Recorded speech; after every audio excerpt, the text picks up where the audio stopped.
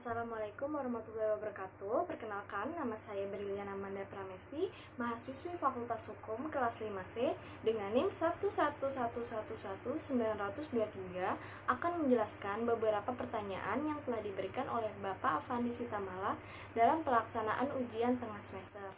Pertanyaan pertama, apakah penggunaan senjata nuklir dapat dibenarkan dalam perang?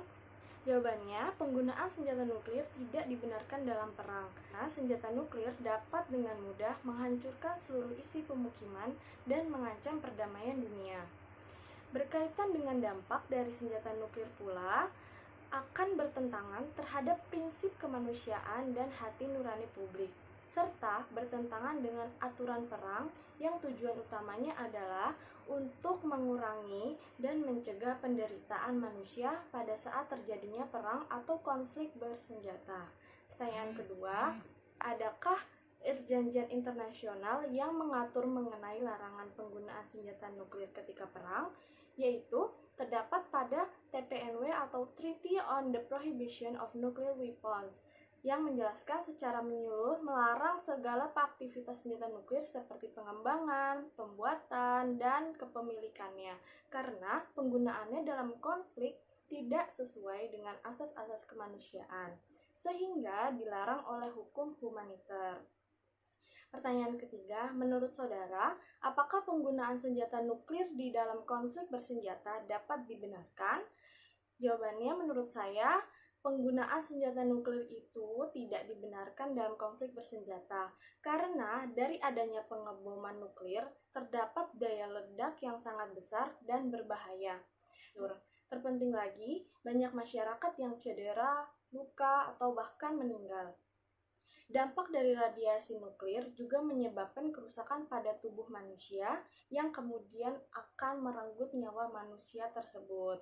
Jadi, alangkah baiknya negara-negara untuk menghindari atau tidak menggunakan senjata nuklir dalam konflik bersenjata demi kepentingan dan prinsip kemanusiaan. 4.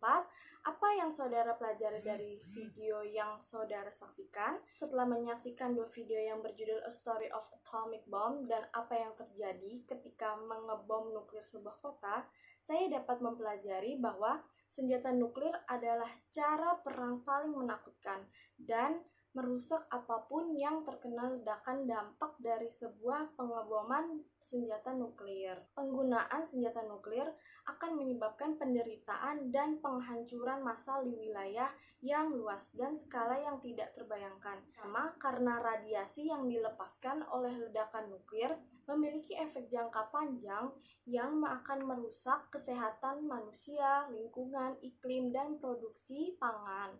Maka dari itu, semua negara harus bergabung dengan perjanjian larangan penggunaan nuklir. Argumen saya terhadap materi HHI yaitu sudah adanya aturan-aturan yang mengatur perang, namun masih terdapat pihak yang tidak bertanggung jawab melakukan pelanggaran perang seperti menyerang warga sipil atau menyerang rumah sakit, yang sudah jelas diatur dalam hukum humaniter. Sekian dari pemaparan atas jawaban yang telah saya berikan.